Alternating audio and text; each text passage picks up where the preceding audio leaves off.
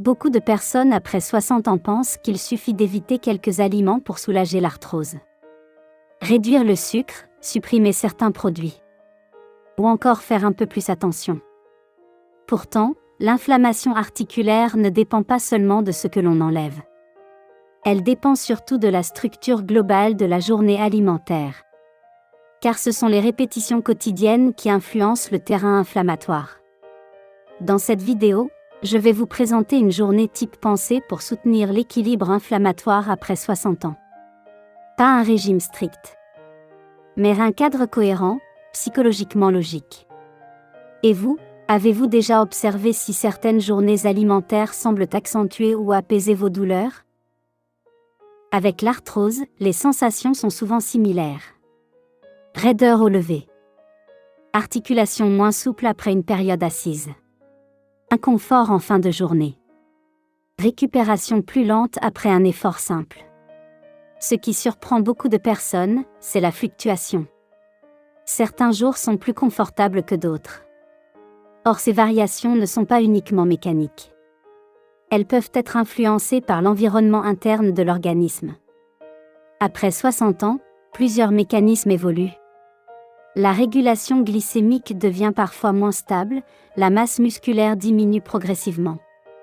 Et les systèmes antioxydants sont moins efficaces qu'à 30 ans. Cela signifie qu'un même déséquilibre alimentaire a souvent plus d'impact qu'auparavant. L'objectif n'est donc pas la restriction, mais l'optimisation. Pourquoi la journée complète est déterminante? L'inflammation chronique de bas grade n'apparaît pas brutalement. Elle se construit sur la durée. Elle est influencée par divers facteurs. La qualité des graisses consommées, la stabilité de la glycémie, la densité nutritionnelle des repas et l'équilibre du microbiote intestinal. Le microbiote joue en effet un rôle essentiel. Un déséquilibre intestinal peut favoriser la perméabilité digestive, ce qui entretient indirectement un climat inflammatoire. Une journée cohérente permet de soutenir cet équilibre. C'est cette cohérence que nous allons détailler. Petit déjeuner structurant. Le matin doit éviter deux extrêmes, le pic glycémique rapide ou l'absence totale d'apport protéique. Un exemple cohérent pourrait être des flocons d'avoine associés à une source protéique comme un yaourt nature riche en protéines ou des œufs. Une petite poignée d'oléagineux. Des fruits rouges entiers. Une boisson non sucrée. Les fibres ralentissent l'absorption des glucides. Les protéines soutiennent la masse musculaire, essentielle pour protéger les articulations. Les bonnes graisses participent à la stabilité métabolique. Concernant les flocons d'avoine, une nuance importante mérite d'être mentionnée. Bien qu'ils soient très populaires et globalement intéressants sur le plan nutritionnel, certains médecins, notamment en médecine fonctionnelle, recommandent parfois de les limiter chez certaines personnes sensibles. Ils contiennent de l'aveinine, une protéine proche du gluten. Chez des profils présentant une sensibilité digestive ou inflammatoire particulière, cela peut entretenir une réaction discrète. Cela ne concerne pas tout le monde.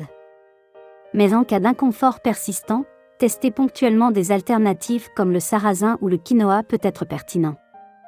L'objectif reste identique, stabilité, fibres, protéines. Déjeuner anti-inflammatoire équilibré. Le repas de midi doit être nutritif, sans être excessif. Une base végétale généreuse. Des légumes variés, crus et cuits. Une source de protéines de qualité. Une matière grasse stable comme l'huile d'olive vierge. Les poissons gras apportent des oméga 3, impliqués dans la modulation des médiateurs inflammatoires. Les légumes fournissent des polyphénols et des micronutriments antioxydants. Les légumineuses contribuent à la satiété et à l'équilibre glycémique. Un point souvent négligé concerne la mastication. Une digestion plus lente améliore l'assimilation et limite les surcharges métaboliques. Il ne s'agit pas d'une assiette compliquée, mais d'une assiette dense nutritionnellement. Si ces repères vous semblent utiles, vous pouvez cliquer sur j'aime pour soutenir la diffusion de contenus pédagogiques adaptés après 60 ans. Restez bien jusqu'à la fin, car le dîner influence souvent plus qu'on ne l'imagine la récupération articulaire. Hydratation et boissons sur la journée. L'hydratation est rarement associée aux douleurs articulaires. Pourtant, le cartilage contient une proportion importante d'eau. Une hydratation insuffisante peut influencer la souplesse articulaire. Privilégiez l'eau répartie sur la journée. Éventuellement des infusions non sucrées. Limitez les boissons sucrées ou très caféinées en excès. Il ne s'agit pas de surconsommer, mais d'éviter les longues périodes sans hydratation. Dîner léger et stratégique. Le dîner doit soutenir la récupération nocturne. Des légumes cuits pour faciliter la digestion. Une portion modérée de protéines. Une petite quantité de bons lipides. Éviter les repas tardifs et très copieux permet de ne pas perturber la qualité du sommeil. Or, le sommeil influence directement les processus inflammatoires. Une mauvaise récupération nocturne peut amplifier la perception des douleurs le lendemain. Le soir n'est pas le moment d'apporter une forte charge glucidique. La nuit doit rester un temps de régulation, pas de surcharge. Importance de la régularité. Au-delà du contenu des repas, la régularité joue un rôle majeur. Des horaires relativement stables. Des portions adaptées. Éviter les longues périodes de restriction suivies de compensations importantes. L'organisme fonctionne mieux dans un environnement prévisible. Et cette stabilité contribue indirectement à limiter le terrain inflammatoire.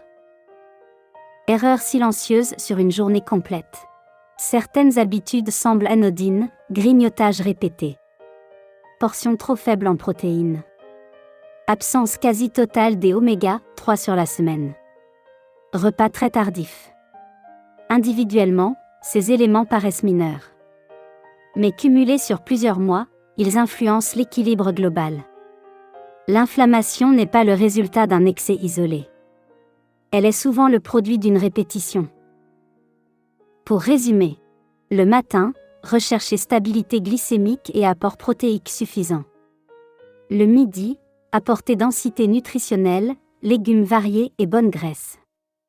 Sur la journée, maintenir une hydratation régulière.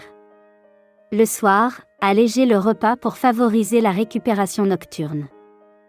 Ce modèle n'est ni extrême ni restrictif. Il respecte le fonctionnement physiologique après 60 ans. Dites-moi en commentaire si votre journée alimentaire s'en approche ou quel ajustement vous pourriez mettre en place dès cette semaine. Dans la prochaine vidéo, nous verrons les 3 signes discrets d'une inflammation chronique que beaucoup ignorent après 60 ans. Et si vous souhaitez continuer à recevoir des repères clairs pour mieux comprendre le lien entre alimentation et santé articulaire, merci de vous abonner à la chaîne. À très bientôt.